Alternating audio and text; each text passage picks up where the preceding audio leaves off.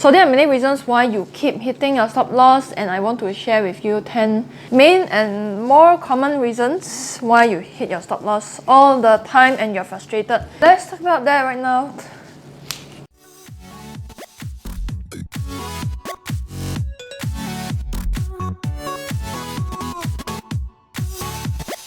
Okay, so the first reason is because your stop loss is too tight. Now, one thing about different forex pairs is that different currency pairs have different volatility. And in terms of markets, volatility is measured in terms of beta. Okay, so if beta is more than 1, this market or this particular asset is more volatile than the benchmark. So common sense, you already know that the more volatile the currency pair, higher the beta, then the wider your stop loss should be, so that you can give room for the market to breathe. And the lower your beta, meaning the lower the volatility, then you can afford to have a tighter stop loss.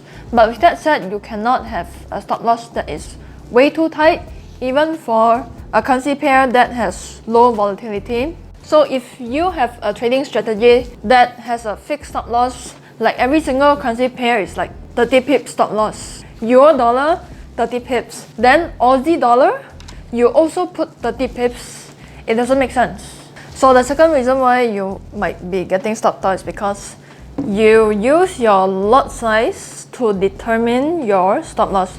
So a lot of amateur, beginner retail traders, they determine the lot size first, and then after that they go and think about, okay, what's my stop loss?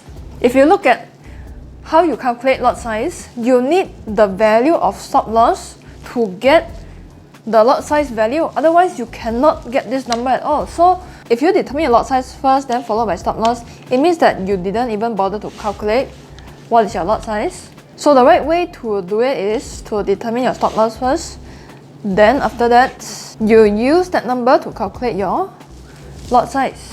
If you still don't know what is the formula for lot size, this is the formula. As you can see, you need this number to determine this. So the third reason why you might get stopped out a lot is because your strategy sucks, your strategy is not good. You did not back test it, you did not forward test it. Maybe you made 2 to 3 trades and then you feel like, oh, you know, I'm making money, and then you just use that as your strategy.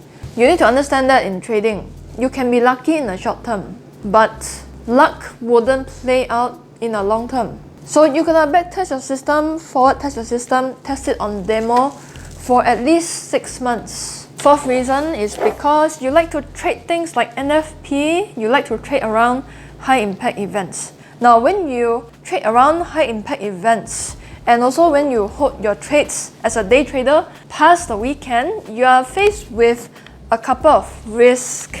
The first one is gap risk. The price will open below your stop loss and your stop loss wouldn't get triggered, it wouldn't close the trade. Of course, the next risk you're going to face is event risk. When you trade during high impact events, you're going to face the risk of slippage. You need to look at the economic calendar once in a while. You cannot ignore it completely. So the fifth reason is because you randomly place your stop loss. It cannot be random like gambling, you know what I'm saying? So there are many different ways that you can set your stop loss, either based on support resistance, a strong support resistance, not just any support resistance. Okay, some set it based on Fibonacci levels, some set it based on round numbers, the recent day swing high or low, high or low. I've already done a video on that. Did I do a video on that? Just didn't get enough sleep today. I don't know why, I just cannot sleep. And also number 5, a very common one is people set it based on ATR. Now ATR is an indicator that takes into account of the volatility. If you don't really know how to use volatility to set your stop loss, then one of the easier ways is to use ATR. But please properly. I'm done with this. So the sixth reason why you keep getting stopped out is because you place it at a level where everybody plays it. Basically, don't place your stop loss at a place where everybody congregates, where everybody gathers. So let's say if today you see a major support at, let's say, 1.5100, example, okay? This is the recent swing low as well. You cannot place your stop loss exactly at 1.5100 because if you make a buy trade, everybody's gonna put their stop loss at this level. Because why? First thing first, very obvious, this is a round number. Human nature, we like to think in terms of round number. Normally people say, oh, I'm gonna arrive at 20 minutes, 15 minutes, 10 minutes, 5 minutes. It's never like I'm going to arrive at 23 minutes, and it's human nature, then it also translates into trading. So the next reason is because you click buy and sell today, then you start to think about, okay, then where do I put my stop loss? Guess what? You're going to act and think like a drunk trader. Because once you have an open position, your money is on the line, then you cannot think straight. You can only think curved. Set your stop loss first, and then you click buy and sell. And once you have clicked buy and sell, don't go and adjust it. The only time you should move your stop loss is when the price moves in your way, then you move your stop loss up and up and up. So the next reason why you hit your stop loss all the time is because you place it based on an arbitrary number. What does this mean? So let's say today you decide that your TP target, you want to set it at 30 pips. Okay? And then you'll be like, my risk to reward ratio is 1:1. Okay? So let me just set my stop loss at 30 pips from the entry. Okay? So this is one example. You set it based on risk to reward ratio. Let's say your risk to reward ratio, you tell yourself, I'm always going to stick to 1:2, risking 1 to make 2. So if my target price today is 60 pips, so let me just set my stop loss at 30 pips. Again, this is based on risk to reward ratio.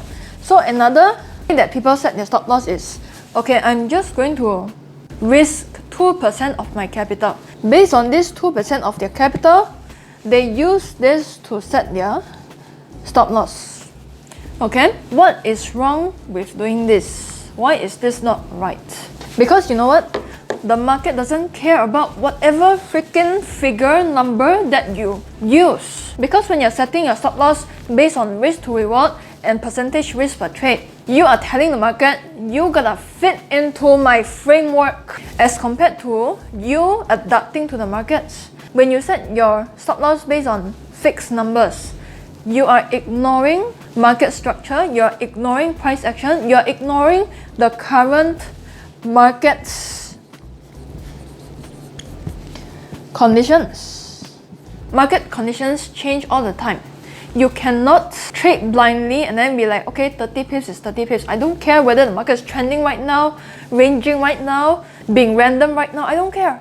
So what you need to do is, you need to look at what is the market structure right now, what is the market conditions right now, and then set your stop loss based on that. If you're a trend follower, you use trailing stop or you trail your stop, you might get into this situation where you get stopped up because you move your stop loss to break even too soon, too fast. So how do you know when should you move your stop loss to break even? Depends on your strategy, because some system requires you to move it once it went up by 30 pips. Some system requires you to move after 20 pips. What I see a lot of traders do is that, let's say if their target price is 120 pips, okay? So when the trade moves up by 60 pips from their entry, they are going to move their stop to break even.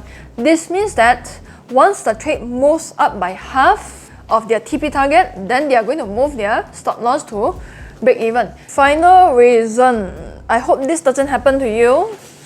You're just born freaking unlucky. So based on observation of successful traders, I find that they are not necessarily luckier than other people. It's just that they persevered when other people quit. So luck will only play a factor in trading in the short term. Just like how two gamblers, a pro gambler and an amateur gambler, the amateur gambler can win, can beat the pro gambler if they gamble for just a few hours. But if these two gamblers play with each other in the long term for a whole entire year, guess who is going to win?